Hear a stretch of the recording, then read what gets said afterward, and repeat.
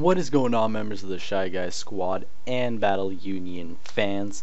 My name is Dan, otherwise known as Danekii, and I'm your head coach of the St. Louis Sableyes for Season 3 of the Battle Union. Now, this week we are facing off against what, in my opinion, is going to be our toughest matchup based on coach. Not team, but coach. Now, not saying that any of the other, every single one of the coaches in the Battle Union are phenomenal battlers, but today, or this week, tomorrow, you guys will see the match between one of the people that I respect a lot as a Wi-Fi battler in this community, and that being Monotui and his Tampa Bay Luxrays.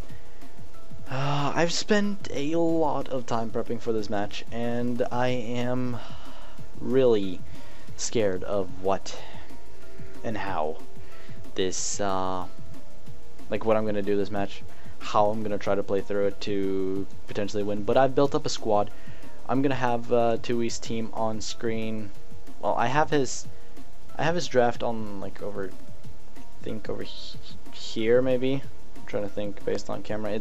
It's on the right side of your screen, which is what I'm expecting him to bring, being Kyurem-Black, Mega Blastoise, Scolipede, Cresselia, Magneton, and Gligar.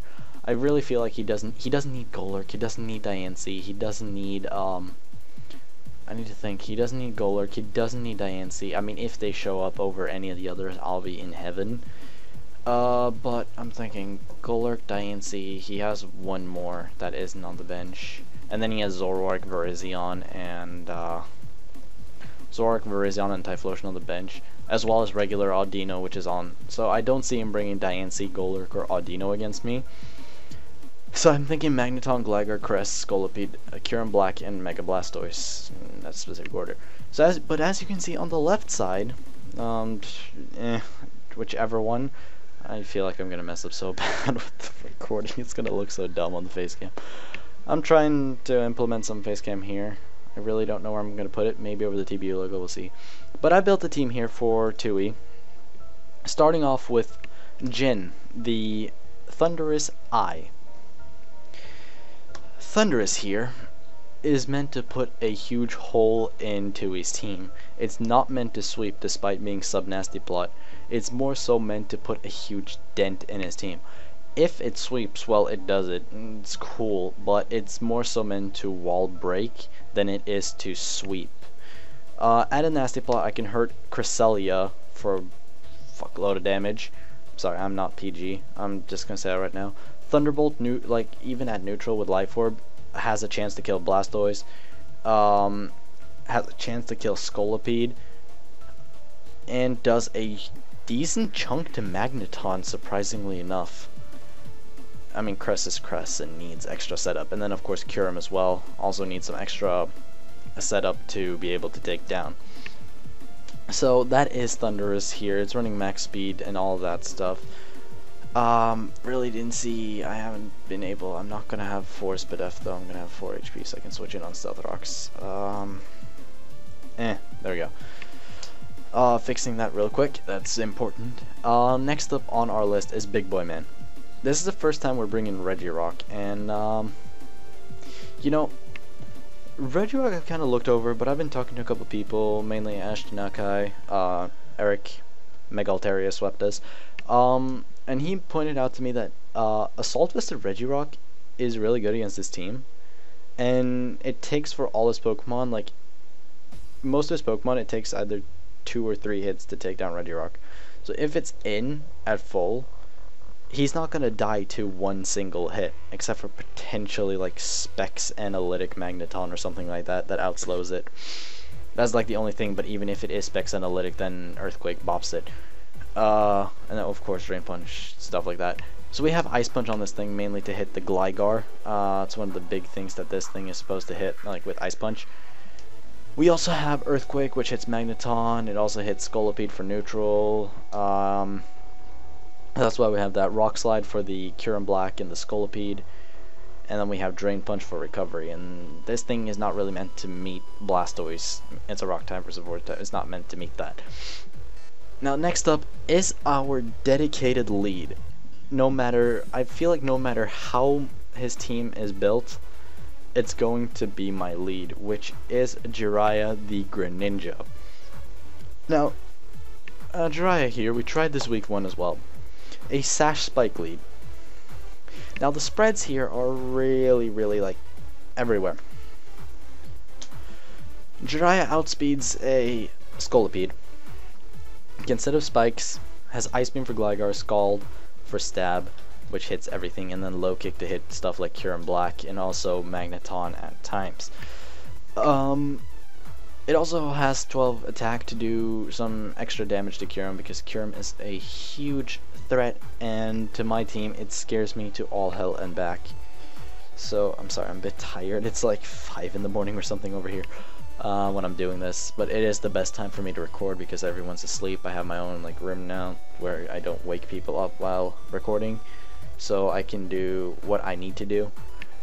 And it's like summertime, so there's no like school in the way or anything, so I can do that.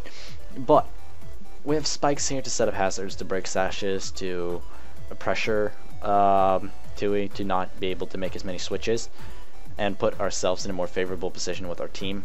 Because I feel like I have to adjust this team to play more like it's meant to be played, and not how I play, if that makes sense.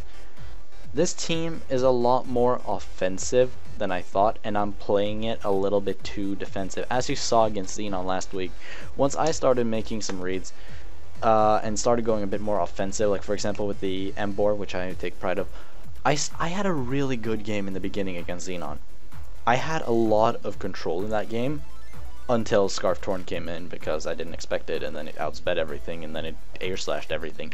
And then I didn't click Rock Slide with Salamence, and then I clicked Ice Punch with Greninja, and then he got frozen, then he thawed, and then it was just game. But that was in the past, and we could have won that, but we didn't. Sucks. But yes, that is Greninja, just covering it with Ice Beam, Scald, Spikes, and Low Kick. Spread enough to outspeed Scolipede, like I mentioned. Max special attack. 12 just to hit some extra damage on Kyurem. 60 HP.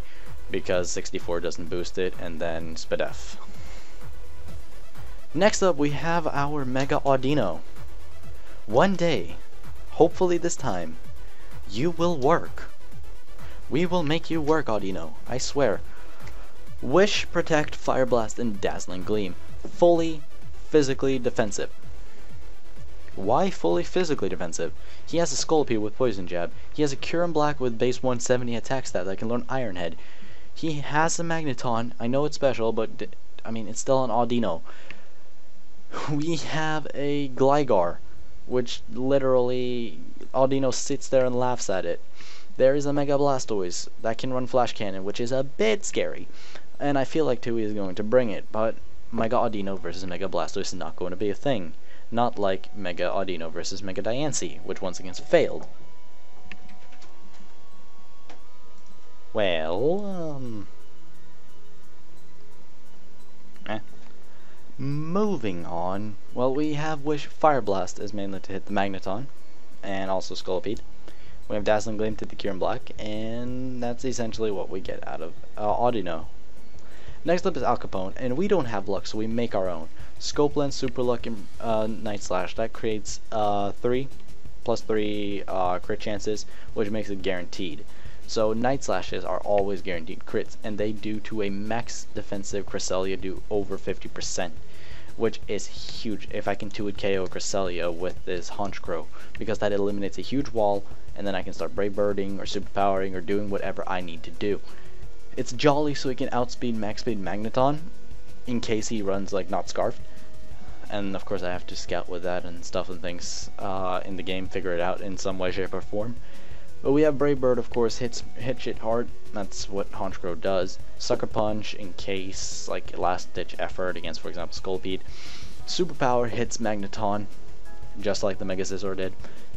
And Night Slash is our crit move that does the most damage to his team.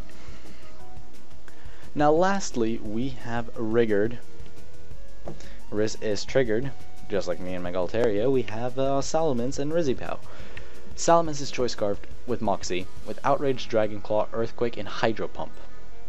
It has enough speed to outspeed a +1 Kyurem-Black if it gets a speed boost passed into from Scolipede to Kyurem. Dragon Claw it does a decent bull chunk. Outrage can kill most things at +2. Earthquake, of course, versus Magneton, and Hydro Pump for the Gligar, because Gligar is probably going to be physically defensive of some sort, and Hydro Pump does like half, even though it's Jolly, which is why we've decided to run it. And that is the team for you guys. So I feel like we're finally going to bounce back from our losses, our two pretty heavy losses in week 1 and 2, our 5-0 versus Eric and our 2-0 versus Xenon, which both were technical sweeps, I would say, because, well, Torn got like 3 kills, or 4. Yeah, I got 4 kills, I think. And Altera got 6, and they were continuous. I count those as sweeps. But yeah, so that has been the team prep. And yeah, so I want to thank you guys for watching, and I'll see you guys in the battle tomorrow. Peace.